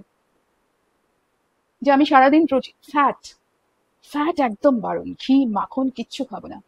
তুমি জানো যে মাখনে এমন একটা আহ, জিনিস আছে, যেটা তোমার মাখনে ভিটামিন ডি আছে, এবং সেটা ক্যালসিয়াম দিতে আমাদের শরীরকে সাহায্য করে, অ্যান্টি ক্যান্সার। এবং একমাত্র মাখনে একটা জিনিস পাওয়া যায় যেটা আমাদের জয়েন্টসে ক্যালসিফিকেশন হতে কমাতে সাহায্য করে, হতে দেয় না। কিন্তু সেগুলো নিয়ে মিথ তৈরি হয়ে গেছে। এবার তুমি তো 1 বাটি মাখন বসে খাচ্ছ না, তুমি 1 চামচ মাখন খাচ্ছ। বা ঘি, ঘি হচ্ছে তোমার ইমিউনিটি বাড়াবে, তোমার ইন্টারনালি তোমাকে সফেন আপ করবে। ঠিক আছে? তোমার ঘি হচ্ছে তোমার স্কিনের জন্য অত্যন্ত ভালো, তোমার ডাইজেস্টিভ সিস্টেমের জন্য ভালো। এবার তুমি ঘি তো 1 বটল ঘি খাচ্ছ না, তুমি হয়তো 2 চামচ ঘি খেলে। হ্যাঁ, সেটা গরম করে খেতে হবে, ঠান্ডা না। যখনই ঘি খাও, খালি পেটে খাও, ভাতের সাথে খাও, তুমি দেখবে আমাদের যে কোনো রেস্টুরেন্ট বা যেখানে বাঙালি থালি পাওয়া যায়, বা কোনো বাড়িতে গেলে, তুমি বিয়ে বাড়ি বা কিছু একটা, ঘি দেয় ঘি প্রথমে, দেয়, ঘি, হ্যাঁ। গরম ঘি। ঠিক আছে? হুম। এগুলো হচ্ছে আমাদের আয়ুর্বেদে বলা আছে আমাদের, যে ঘি খেতে হবে। আগেকার দিনে রান্নাই হতো ঘিতে, প্রত্যেকটা রান্না ঘিতে হতো। সেগুলোকে আমরা ভিলেন বানিয়ে দিয়েছি, ফ্যাটকে। ফ্যাট আমাদের দরকার না হলে আমাদের হরমোনাল ইমব্যালেন্স হয়ে যাবে শরীরে, আমাদের স্কিন স্যাক করে যাবে, ইমিউনিটি কমে যাবে। তার সেই মানে জন্য ফ্যাট ভীষণ দরকার শরীরে যাওয়া। এটা কি তাহলে রেগুলার খাওয়া উচিত? হ্যাঁ, রেগুলার। আমি তো সকলকে বলি যে 1 চামচ ঘি, গরম ঘি খালি পেটে বা ভাতের সাথে খেতে। 1 চামচ মাখন তুমি একটা টোস্টে দিয়ে খেতেই পারো। এবার যে টোস্টের কথাতে, হোয়াইট ব্রেড একদম no no, strictly no no হয়ে গেছে। হোয়াইট ব্রেড খাচ্ছি না, কি খাচ্ছি? Brown bread. আমাদের দেশে একটা দুটো ব্র্যান্ড ছাড়া নর্মালি যে ব্রাউন ব্রেড বলে যেগুলো বিক্রি হয়, সেগুলো অ্যাকচুয়ালি ময়দা। তুমি যদি আচ্ছা। তার নিউট্রিশনাল কন্টেন্টস দেখো, পেছনে যে লেখা আছে, দেখা দেখবে ময়দা কতটা আছে। ওগুলো কালার দেওয়া থাকে। তো সেটা খেয়ে তো তোমার কোনো উন্নতি হচ্ছে না, তুমি লাভ। ওই সেম জিনিস খাচ্ছ, অন্য চেহারায় খাচ্ছ। তার চেয়ে তুমি একটা টোস্ট খাও না বাবা, কি আছে? তোমার কোনো প্রবলেম নেই, আমি গ্যারান্টি দিচ্ছি তোমার ওজন বাড়বে না। একটা টোস্ট বাচ্চাকে খাওয়াও, মাখন দিয়ে খাওয়াও, একটা কলা খাওয়াও, ডিম খাওয়াও, তার চেয়ে ভালো ব্রেকফাস্ট কিছু হতে পারে না। ডালিয়া খাওয়াও, সবজি দিয়ে তৈরি করে খাওয়াও, ডিম সেদ্ধ খাওয়াও, ডিমের অমলেট খাওয়াও, কি অল্প করে ভাত, মাখন, আলু সেদ্ধ খাওয়াও, খুব ভালো বাচ্চাদের জন্য। আচ্ছা, ডিমের যে সাদা অংশটা, ওটা খেতে বলে, ডিমের কুসুমটা খেতে বলে না? অ্যাকচুয়ালি ডিমের কুসুমেই সবকিছু পাওয়া যায়। ডিমের কুসুমটাকে যদি সরিয়ে দাও না, তাহলে সব মিনারেলস ভিটামিনস চলে গেল। আগে বলা হয়তো কোলেস্টেরল হলে ডিম খাওয়া যাবে না, সেটা রিসার্চ একদম বলে না। রিসার্চ অন্য কথা বলে, যে ডিম ইজ ভেরি গুড, ডিমে ভালো কোলেস্টেরল আছে। ঠিক আছে? তো তুমি দিনে একটা ডিম, যারা ছোট বাচ্চা, অসুখ নেই, প্রবলেম নেই, তারা 2টো ডিম নিশ্চিন্তে খেতে পারে, এবং পুরো গোটা ডিমটা খাবে, গোটা ডিমটা খাবে। গোটা ডিমটা খেলে তবে তোমার পুরো নিউট্রিশন, মানে ডিম একটা এমন খাবার না যেটার মধ্যে প্রায় তুমি সবকিছু পাচ্ছ। কার্বোহাইড্রেটটা একটু কম, কিন্তু সাংঘাতিক পরিমাণে প্রোটিন পাচ্ছ, মিনারেলস, ভিটামিনস পাচ্ছ। হুম। সেইটাকে খাওয়ার থেকে সরিয়ে রাখাটা ভীষণ অন্যায়, ভীষণ অন্যায় জিনিস। ডিমও ভিলেন নয়, ফ্যাটও ভিলেন নয়। এটা রিসার্চে প্রুভড, এটা আমার কথা নয়, এগুলো রিসার্চে প্রুভড হয়ে গেছে। সেই জন্য এগুলো মিথ। আমি বলবো যে এগুলো মানার কোনো মানে হয় না। যাদের ডিমে অ্যালার্জি আছে তারা না খাক, যাদের কোলেস্টেরল আছে তারা রেগুলার না খেয়ে সপ্তাহে 3 দিন 4 দিন ডিম খাক, কোনো অসুবিধা নেই। বাকি লোক ডিম খাক, নিশ্চিন্তে ডিম খাক। অত্যন্ত সস্তায় অত্যন্ত পুষ্টিকর খাবার হচ্ছে ডিম, যে কেউ খেতে পারে। যারা একটা মাছ মাংস অ্যাফোর্ড করতে পারছে না তারা ডিমটা অ্যাফোর্ড করতে পারে। তো আমি বলবো ডিমটা খাক, ওয়াই নট, ডিম খাক। আপনার মতে আমাদের দেশে পুষ্টি নিয়ে বা পুষ্টিগত প্রধান সমস্যাগুলো কি? ওই যে যেটা আমি বললাম যে আমাদের দেশে পুষ্টি নিয়ে প্রধান সমস্যা হচ্ছে যে এখনো অনেক লোক তো দারিদ্র্য সীমার নিচে আছে। তো তাদের কাছে সঠিক পুষ্টিটা পৌঁছে দেওয়াটা হচ্ছে আমাদের কাজ। সঠিক পুষ্টি মানে এরকম নয় যে সবাইকে মাছ মাংস ডিম এসব খেতে হবে, সবাই অ্যাফোর্ড করতে পারে না। তারা ডাল খাক, সবজি খাক, যে দেশের যা খাওয়ার, যেরকম খাওয়ার, ওই যে বললাম আমাদের কৃষকরা পান্তা ভাত খায়, পান্তা ভাত খাক। পুষ্টির মেইন প্রবলেমটা ওই যে দেখা দেয় না, যে হিমোগ্লোবিন কম, আয়রন কম, ক্যালসিয়াম কমে যাচ্ছে। ভিটামিন B12, মানে বয়স্কদের ক্ষেত্রে এটা আকছার দেখা যাচ্ছে যে B12 এর ডেফিসিয়েন্সি, তার জন্য তাদের নার্ভাস সিস্টেমের প্রবলেম দেখা দিচ্ছে। B12 এর খেয়াল নিতে হবে। B12 সেইখানে দরকার হলে তোমার সাপ্লিমেন্টস দিতে হবে। B12 এর ক্ষেত্রে বা বি ভিটামিনের ক্ষেত্রে আমি বলবো যে সেই ডেফিসিয়েন্সিটা দেখতে হবে, আগে টেস্ট করিয়ে দেখতে হবে, আগে সাপ্লিমেন্ট নয়, আগে টেস্ট করাতে হবে যে সত্যি সত্যি ডেফিসিয়েন্সি আছে কিনা। তখন যদি ডেফিসিয়েন্সি থাকে এবং খাবার দিয়ে যদি সেটা পূরণ না হয়, তখন একটা মাল্টিভিটামিন, একটা বি ভিটামিন যার মধ্যে আছে, অত্যন্ত কম পয়সায় সেই সাপ্লিমেন্টস পাওয়া যায়। সেগুলো অ্যামাজন থেকে বা কোনো কিছু থেকে ওই বটলে কেনার দরকার নেই। নর্মাল যে সাপ্লিমেন্টস গুলো আমাদের আসে, আমরা ছোটবেলায় যে ভিটামিন সাপ্লিমেন্টস খেয়েছি, তাতেই কাজ হবে, কিন্তু একদম তাতে কাজ হবে। ওই অনেক নামি দামি সাপ্লিমেন্টস কেনার কোনো দরকার নেই, একদম কেনার দরকার নেই। কিন্তু সেটা টেস্ট করাতে হবে যে আমার সত্যি ডেফিসিয়েন্সি আছে কিনা। আমরা আজকাল কি করছি, টেস্ট না করিয়ে আমরা এই ফিশ অয়েল খেয়ে নিচ্ছি, ওমেগা 3-র জন্য এটা খেয়ে নিচ্ছি, প্রোটিন শেক খেয়ে নিচ্ছি, ভিটামিনের জন্য এটা খেয়ে নিচ্ছি। আদৌ কি আমার ডেফিসিয়েন্সি আছে? যদি আমার ডেফিসিয়েন্সি না থাকে, তাহলে তো এগুলো আমার শরীরে এক্সেস হয়ে অত্যন্ত ক্ষতি করছে আমার অর্গানগুলোর, সাংঘাতিক ক্ষতি করছে আমার অর্গানের। দেখা গেল যে আমার ভিটামিন D কোনো ডেফিসিয়েন্সি নেই, অথচ আমি ভিটামিন D সাপ্লিমেন্টস নিচ্ছি। তাহলে যেটা আচ্ছা। তোমার শরীরে এক্সেস চলে যাচ্ছে সেটা তোমার অর্গানের ক্ষতি করছে। আগে দেখতে হবে আমার ডেফিসিয়েন্সি কোনটাতে আছে, টেস্ট করিয়ে দেখতে হবে। সেটা কোনো ডক্টর প্রেসক্রাইব করবে তোমাকে, তোমার সিমটম দেখে প্রেসক্রাইব করবে যে হ্যাঁ আপনার এই ডেফিসিয়েন্সি হতে পারে, আপনি এটা টেস্ট করিয়ে নিন। কিন্তু যারা সাপ্লিমেন্টস বিক্রি করছে তারা কখনো এটা বলতে পারে না। সামবডি সার্টিফাইড, যার অথরিটি আছে বলবার, সে বলবে। যে কেউ বলতে পারে না যে আপনি এটা খেয়ে নিন ওটা খেয়ে নিন। একজন ডাক্তার বলতে পারে, একজন সার্টিফাইড নিউট্রিশনিস্ট বলতে পারে, টেস্ট রেজাল্ট বলতে পারে যে আমি ডেফিসিয়েন্ট। কিন্তু আজকাল সেটা হচ্ছে না। হুম। আচ্ছা, কোন কোন খাবারগুলো শিশুদের পক্ষে উপকারী? শিশুদের পক্ষে ওই যে বললাম, ডিম, দুধ, মাছ, মাংস, সবজি, ডাল, ফল, একদম নর্মাল যে খাবার, সেই খাবারগুলো পর্যাপ্ত পরিমাণে খাওয়াতে হবে। পর্যাপ্ত পরিমাণে মানে এই নয় যে খেতে পারছে না তাকে জোর করে অনেক সময় দেখা যায় যে খাওয়াচ্ছি আমরা। সে যতটা খেতে চাইছে ততটাই খাক। খেলাধুলো করছে, বাড়ছে, যত বেশি খেলাধুলো করবে তার ক্যালোরি তত বার্ন আউট হচ্ছে, তাহলে তাকে আমাকে ততটা ক্যালোরি ফেরত দিতে হবে। হুম। সেই হিসেবে তার খাবারটা হবে।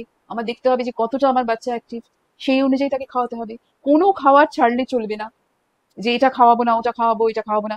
ভাত খাওয়াক, রুটি খাওয়াক, ডাল, সবজি, স্যালাড, ফল, মাছ, মাংস, ঘি, মাখন, প্রত্যেকটা খাবার থাকতে হবে। Fat, protein, carbohydrate, vitamins, minerals, এই প্রত্যেকটা খাওয়া, তার সাথে জল খাবে। কিন্তু ফিজিক্যালি অ্যাক্টিভ থাকতে হবে বাচ্চাদের। আজকাল যে মোবাইল নিয়ে সবসময় বাচ্চারা বসে থাকছে তা নয়, বাচ্চাদের বাইরে বেরোতে হবে, খেলতে হবে, মিশতে হবে, তবে খাবারটা অ্যাবজর্ব হবে, ডাইজেস্ট হবে। এটা অন্য মানুষের ক্ষেত্রেও সত্যি। আজকাল মানুষের লাইফ সেডেন্টারি হয়ে গেছে, তো মানে সবাই আমরা অফিসে, বিশেষ করে IT সেক্টর, সবসময় কাজ করছি। আমরা অন্য যে অফিসে কাজ করছি বসে কাজ করছি, আমাদের ঘুরে বেরিয়ে তো খুব কম লোকেরই কাজ, হুম। মাঠে ঘাটে কম লোকেরই কাজ, সেডেন্টারি লাইফস্টাইল। সেই জন্য আমরা যতটা খাচ্ছি, আমরা যদি এক্সারসাইজ না করি, কোনো রকমের কায়িক পরিশ্রম, দৈহিক পরিশ্রম না থাকে, তাহলে সেটা তো ফ্যাটে কনভার্টেড হয়ে যাচ্ছে না। যতটা ক্যালোরি যাচ্ছে ততটা তো আমার বার্ন আউট হচ্ছে না। তাহলে সেটা বার্ন আউট করার জন্য আমার কিছু জোর করে এক্সারসাইজ করতে হবে বা ঘরের কাজ করতে হবে। আমি বলি যে 2 ঘন্টা যদি আমি জিমে গিয়ে ঘাম ঝরাতে পারি, তাহলে আমি একটুখানি বাড়ির কাজ কেন করতে পারবো না? একটুখানি ঝাড়ু তো দিতে পারি, ঘরটা ঝাড়ু লাগাতে পারি। ঘরের ডাস্টিংটা করতে গেলেও আমাকে ওপর নিচ বসা ওঠা করতে হবে, হ্যাঁ। তাই না? হুম, যদি ভালো করে আমি ডাস্টিং করতে চাই, হুম। ঝাড়ুটা দিচ্ছি তাতে এক্সারসাইজ হচ্ছে। এখন তো বাটাবাটি এসব লোকে ভুলে গেছে, Mixture, জামা কাপড় কাছাকাছি এসব ভুলে গেছে, ওই জন্য হ্যাঁ। অসুখও বেড়ে যাচ্ছে। যতটা সম্ভব একটু ঘরের কাজ। আমরা ওয়েস্টার্ন ওয়ার্ল্ডকে তো সবকিছুতে নকল করছি, তাদের পিৎজা বার্গার কোকো কোলা সব নিয়ে চলে এসেছি এখানে, তাদের ড্রেস ছেঁড়া জিন্স এই সেই সব করছি, তাদের লাইফস্টাইলটা পুরোটা ফলো করছি না কেন? তাদের বাড়িতে তো কোনো হাউস হেল্প, কোনো মেড থাকে না, তারা চাকরি বাকরি করে এসে বাড়ির প্রত্যেকটা কাজ নিজে করে, বাসন মাজা থেকে বাথরুম পরিষ্কার থেকে জামা কাপড় কাচা থেকে রান্না করা থেকে বাচ্চা মানুষ করা থেকে তাদের কোনো হেল্প নেই, তারা করছে। সেই লাইফস্টাইলটা আমরা কেন ফলো করছি না? সেখানে কেন আমাদের হেল্প লাগছে লোকজনদের? আমাদের একদিন বাড়িতে হাউস হেল্প না আসলে মাথা খারাপ হয়ে যাবে কেন আমাদের? আমরা সেইভাবে নিজেদের প্রস্তুত করছি না কেন? ওয়েস্টার্ন ওয়ার্ল্ডকে যদি নকল করতে হয় তাহলে পুরোটা নকল করব আমি, শুধু খাওয়া দাওয়া ড্রেসে নকল করব, তাদের পরিশ্রমটা আমরা করব না। তাদের তো কোনো হেল্প নেই, সব কাজ নিজে করতে হয়। হুম, হুম, হুম। কিন্তু আমরা প্রতি পদে পদে আমাদের হেল্পের দরকার। যারা চাকরি বাকরি করছেন যে মহিলারা, তাদের নিশ্চয়ই হেল্পের দরকার, কিন্তু সেখানেও হাজবেন্ড ওয়াইফ মিলে কিন্তু কাজ করা যায়। ওয়েস্টার্ন ওয়ার্ল্ডে কিন্তু তাই করছে, দুজনেই চাকরি করছে, ফিরে আসছে, দুজনেই রান্না বান্নার কাজ করছে, বাচ্চা সামলানোর কাজ করছে, কেউ লন্ড্রি করছে, কেউ রান্না করছে, কেউ বাসন মাজছে। আর একটুখানি হাঁটা প্র্যাকটিস করতে হবে। এই বেরোলাম, সঙ্গে সঙ্গে একটা ওলা উবেরে উঠে গেলাম, একটা অটোয় উঠে গেলাম, একটা বাসে উঠে গেলাম, এখান থেকে হয়তো 2টো স্টপ আমাকে যেতে হবে, হুম। আমি তাও হাঁটতে চাইছি না। স্কুটি ইউজ করছে, বাইক ইউজ করছে। হ্যাঁ, আমরা হাঁটতে চাইছি না, একটা সাইকেল করতে চাইছি না, সাইক্লিং করতে চাইছি না। ওদের সেই লোকরা সাংঘাতিক হাঁটে, হাঁটতে ভালোবাসে। হাঁটাটা ইনক্লুড করতে হবে। তুমি যদি 30 বা 40 মিনিট দিনের মধ্যে হাঁটো, তোমার কোনো এক্সারসাইজের দরকার নেই, শুধু 30 বা 40 মিনিট একটু ব্রিস্ক ওয়াক, একটু জোরে হাঁটা, 30 মিনিট রেগুলার। যদি সেটা সম্ভব না হয়, আমি বলবো যাদের হাঁটুতে প্রবলেম নেই তারা আয়নার সামনে দাঁড়িয়ে স্পট জগিং করুক 20 মিনিটের, তাহলে 5 কিলোমিটার হাঁটার একটা এফেক্ট পাবে স্পট জগিং করলে। এগুলো তো কোনো পয়সা খরচা করতে হয় না। একটা 20 মিনিট তুমি আয়নার সামনে দাঁড়িয়ে স্পট জগিং করছো, নিজেকে দেখছো, ভালো লাগছে, স্পট জগিং করছো, তোমার হোল বডি ওয়ার্কআউট হচ্ছে। খুব সিম্পল জিনিস। তুমি পুশ আপ স্কোয়াটস বাড়িতে বসে করতে পারছো, স্ট্রেচিং বাড়িতে বসে করতে পারছো, তোমার কোনো পয়সা লাগছে না। তুমি 10 মিনিট স্ট্রেচিং করো, 20 মিনিট স্পট জগিং করো, বা 30 মিনিট হেঁটে আসো, হয়ে গেল, মিটে গেল। খাদ্যাভ্যাসের একটা প্রশ্ন আমি আসি, রেড মিটটা খাওয়া কি এখন খুবই, মানে বলা হয় যে খারাপ শরীরের জন্য? দেখো, রেড মিট বেশি খাওয়া খারাপ, কিন্তু 15 দিনে তুমি একদিন খাচ্ছ সেটাতে কোনো প্রবলেম নেই। তোমার যদি না কার্ডিওভাস্কুলার কোনো সাংঘাতিক একটা প্রবলেম থাকে বা ওবেসিটির একটা সাংঘাতিক প্রবলেম থাকে, তাহলে 15 দিনে একবার রেড মিট খেলে, আহ, বাঙালি আমরা আমরা প্রত্যেক রবিবার আগে মাটন খেতাম, এখন সেটা আমি বলছি 15 দিনে একবার মাটন খেতে। প্রত্যেকের বাড়ি থেকে তখন মাটন বানানোর একটা গন্ধ বের হতো, আর গন্ধটাতে সাংঘাতিক একটা মুখে লালা স্যালাইভা এনজাইম সব এসে যেত, হজম হয়ে যেত সুন্দরভাবে। তো এখন আমরা হেলথ কনসিয়াস হয়ে গেছি, ঠিক আছে তুমি 15 দিনে একবার মাটন খাও, কিন্তু আমি কাউকে কখনো বলবো না যে জীবনে আর মাটন খেও না। তুমি 5 পিস 6 পিস খেও না, তুমি 2 পিস তো অন্তত খাও, একটু আচ্ছা। তো ভালো করে বাঁচো। আসলে বেঁচে থাকার মতো করে তো বেঁচে থাকতে হবে। আমাদের বেঁচে থাকার একটা প্রধান অঙ্গ হচ্ছে খাওয়া। আর তোমার প্লেটটা দেখে, যদি খাবারের প্লেটটা দেখে প্রত্যেক সময় বসলে আর খাবারের প্লেটটা দেখে তোমার মনটা ভীষণ কষ্টে পড়ে গেল যে এই খাবার খেতে হবে আমাকে, তোমার একটা এনজাইমও রিলিজ হলো না, তোমার সেটাও হজম হলো না। খাবারের প্লেটটা দেখে যত ভালো লাগবে না, যত লোভ লাগবে, তত তোমার এনজাইম স্যালাইভা রিলিজড হবে, তত তোমার ডাইজেশন ভালো হবে। এই ব্যাপারে আমি একটা কথা বলতে চাই, মানে আমার হাজবেন্ডের এক্সাম্পল দিতে চাই, যে ও আর্মিতে আছে, ও সব ধরনের খাবার খায়। জাঙ্ক ফুড বলতে আমরা যেটা বুঝি, ও যত ধরনের জাঙ্ক ফুড আছে সব খায়, এবং তেল মশলা লঙ্কা টঙ্কা সব দিয়ে খায়, সব রান্না করে খায়। তো কিন্তু কোনো অসুখ নেই, না সুগার, না বিপি, না থাইরয়েড, না কোলেস্টেরল। কেন নেই? আমি অনেক দিন ধরে ভাবি। আসলে আমি সবসময় লোককে খুব অবজার্ভ করি যে এই লোকটার এত অসুখ কেন আর আরেকটা লোকের অসুখ নেই কেন।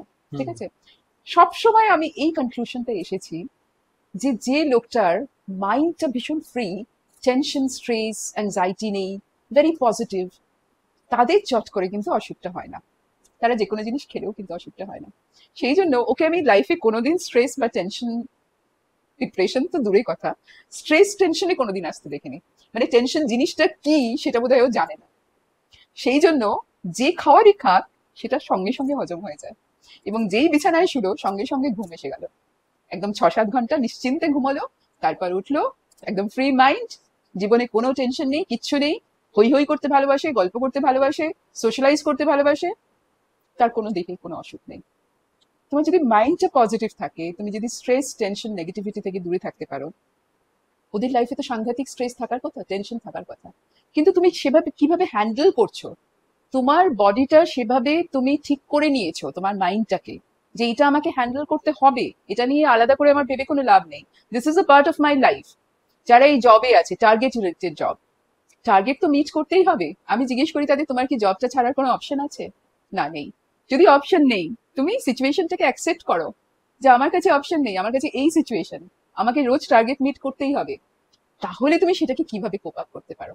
তুমি সারা জীবন অত্যন্ত দুঃখে, কষ্টে, স্ট্রেস, টেনশনে থেকে নানা রকম অসুখ বাঁধিয়ে ফেলবে, নাকি সিচুয়েশনটাকে অ্যাকসেপ্ট করে নিয়ে তার সলিউশনটা খোঁজার চেষ্টা করবে, যে এই পরিস্থিতিতে থেকেও আমার কাছে 3-4টে উপায় আছে, কোন উপায়টা নিলে আমি মনটাকে ভালো রাখতে পারি। আর ওই মনটা যদি ভালো থাকে, তোমার শরীর ভালো থাকবে। কিন্তু মন যদি খারাপ থাকে, তুমি 1000 ক্যালোরি মেপে খাও, 10,000 স্টেপস হাঁটো, হাতে ঘড়ি পরে থাকো, কিচ্ছু হবে না। মনটাই হচ্ছে আসল। তোমার সবকিছু ঠিক হয়ে যাবে যদি মনটাকে ভালো রাখতে পারো। সেই জিনিসটা একটু যারা পারে না, তাদের একটুখানি প্র্যাকটিস করতে হয়, যে কিভাবে আমি করতে পারবো, একটু শিখতে হয় সেটা। কিন্তু সেটা মানে এই নয় যে দিনের পর দিন কাউন্সেলিং, তা নয়। ছোট ছোট কতগুলো জিনিস আছে, সেইগুলোকে একটু মেনে চলতে হয়, প্রথমে জোর করে মানতে হয়, পরে সেটা অভ্যাস হয়ে যায় মানুষের। এটাই হচ্ছে ভালো থাকার একটা সিম্পল জিনিস। জীবনটা বলেছিলাম না, খুব সিম্পল, সহজ ভাবে জীবনটা নিতে হবে, যে আমাদের কাজকর্ম তো থাকবেই, এবং সেই কাজকর্মে টেনশন, স্ট্রেস, অ্যাংজাইটি আসবেই। জীবনে কোনো কাজকর্ম নেই যে যেটার মধ্যে কোনো স্ট্রেস, অ্যাংজাইটি কিছু নেই। একটা বাচ্চা মানুষ করার মধ্যেও যথেষ্ট স্ট্রেস, অ্যাংজাইটি আছে, তাই না, আজকালকার দিনে। কিন্তু আমাকে তো হ্যান্ডেল করতে হবে, আমাকে তো কোপ আপ করতে হবে, হার মেনে গেলে তো চলবে না, তাই না? আমাকে তো এগিয়ে যেতে হবে জীবনে।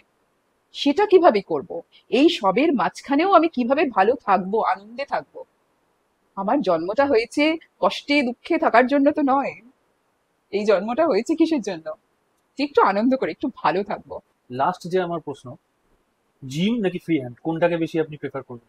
দেখো, জিম হচ্ছে তাদের জন্য যারা বডি বিল্ডিং করতে চায়, বা ধরো যারা শো বিজনেসে আছে, ঠিক আছে, মিস ওয়ার্ল্ড, মিস ইউনিভার্স, বা ধরো সিনেমা, মানে ওই মিডিয়ার জগতে আছে, যাদের লোকে সবসময় দেখছে, যাদের একটা শারীরিক গ্ল্যামার বা এইসব, একটা সার্টেন বডি ওয়েট, এসব নিয়ে ভাবতে হয়, তাদের জন্য জিমটা রিকোয়ার্ড। তাদের জন্য আমি বলবো না যে বাড়িতে বসে হবে। কিন্তু সাধারণ লোক, আমাদের মতো লোক, বা অফিসে যাচ্ছি, যাদের এইসব কোনো কিছু নেই, যারা একটু ফিট থাকতে চায়, যারা শরীরটাকে সুস্থ রাখতে চায়, তারা নিউট্রিশিয়াস খাবারের মাধ্যম ছাড়াও এই বাড়িতে বসে একদম ফ্রি হ্যান্ড এক্সারসাইজ করবে। ফ্রি হ্যান্ড মানে কি? ফ্রি হ্যান্ড মানে হচ্ছে, হয় তারা হাঁটবে, ধরো 30 মিনিট হাঁটলো, যদি হাঁটার কোনো অবস্থা না থাকে, আমি বললাম স্পট জগিং করতে পারে। তাছাড়া কি করতে পারে? কিছু স্ট্রেচ করতে পারে, সিম্পল বেসিক স্ট্রেচ আছে, সেগুলো করতে পারে। আর 2-3টে বেসিক আসন আছে, যেগুলো তারা করতে পারে। কিন্তু ওই যে বললাম, সবার জন্য সব নয়, সব আসন নয়। আসন করতে গেলে একটু জেনে শুনে করতে হবে। এমনকি ধরো তুমি একটা সিম্পল স্কোয়াট, সেটা যার হাঁটুতে আর্থ্রাইটিস, হাঁটুর প্রবলেম আছে, তাকে সেটা আমি দিতে পারি না, স্কোয়াটটা। তাকে দিলে সেটা আরো তার খারাপ হয়ে যাবে, ঠিক আছে? কিন্তু নর্মাল লোক, যার প্রবলেম নেই, সে করতে পারে। স্পট জগিংও সে করতে পারে। কিন্তু যার হাঁটুর প্রবলেম আছে, তাকে আমার হাঁটু বাঁচিয়ে, যার কোমরের প্রবলেম আছে, তাকে কোমর বাঁচিয়ে সেগুলো করতে হবে। সেগুলোর জন্য খুব নর্মাল ফ্রি হ্যান্ড স্ট্রেচ আছে, এক্সারসাইজ আছে, যেগুলো 15 মিনিট বাড়িতে করলেই যথেষ্ট। আর আমি বলবো যেটা ব্রিদিং এক্সারসাইজ, যেটাকে আমরা প্রাণায়াম বলি, মানুষের মন শান্ত করার জন্য, এই স্ট্রেস, টেনশন, অ্যাংজাইটি, এটা শান্ত করার জন্য একটু অনুলোম বিলোম করুক, একটু ভ্রামরি করুক, আর যেটা ওম বলি আমরা, সেইটা করুক। সেটাতে ইনস্ট্যান্ট মন শান্ত হবে।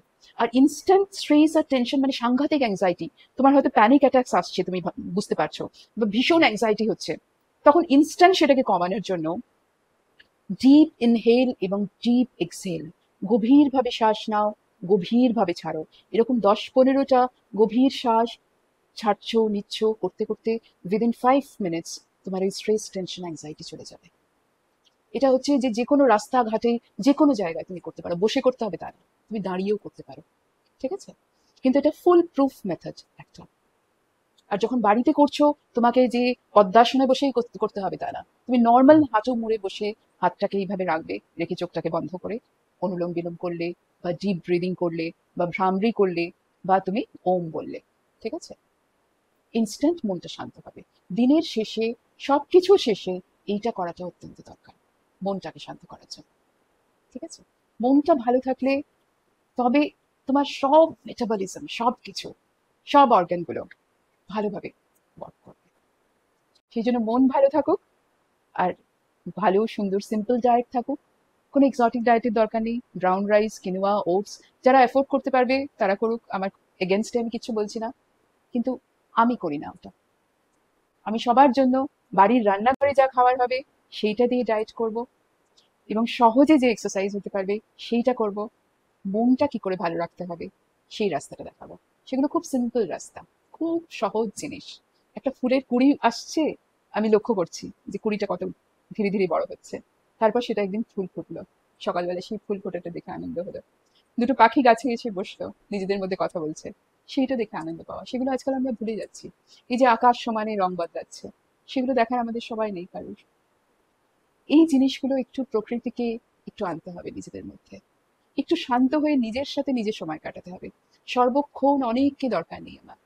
আমি যদি নিজের ভালো লাগাটা নিজের মধ্যে থেকে পেতে পারি না, কারোর উপর যদি ডিপেন্ডেন্ট হতে না হয় আমার ভালো থাকার জন্য, আমি একটা সুন্দর বই পড়লাম, একটা সুন্দর সিনেমা দেখলাম, একটু বসলাম, বসে একটু কিছু ভাবলাম, পুরোনো কথা, নিজের কথা, এবং সবচেয়ে বড় কথা, প্রত্যেকদিন সকালে উঠে যদি এটা আমি ভাবতে পারি না, যে আমার মাথার উপর ছাদ আছে, আমার সামনে খাওয়ার আছে, আমার ছেলে মেয়ে ভালো মানুষ হয়েছে, আমার টাকা পয়সার সাংঘাতিক প্রবলেম নেই, বা থাকলেও মোটামুটি যে লোকটা রাস্তায় ফুটপাতে ভিক্ষে করে খাচ্ছে, যে সন্তানকে দুমুঠো খাবার দিতে পারছে না, পড়াশোনা করতে পারছে না, তার থেকে তো আমি ভালো আছি। তার জন্য যদি আমি বিশ্ব ব্রহ্মাণ্ডের কাছে কৃতজ্ঞ থাকতে পারি, তার থেকে বড় আর কিছু নেই। টু বি গ্রেটফুল, এই কৃতজ্ঞ থাকা, এই যে বিশ্ব ব্রহ্মাণ্ড তার মধ্যে একটা ক্ষুদ্র আমি, এটা একটা বিস্ময়কর জিনিস, অত্যন্ত আশ্চর্যের জিনিস, যা আমি জন্মেছি এই ইউনিভার্সে।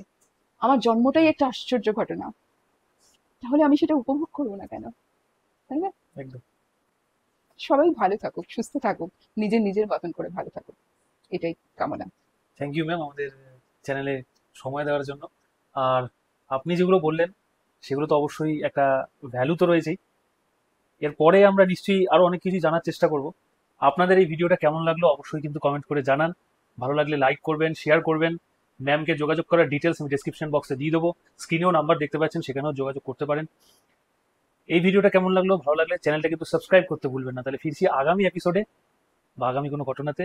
ততক্ষণ goodbye and take care. নমস্কার।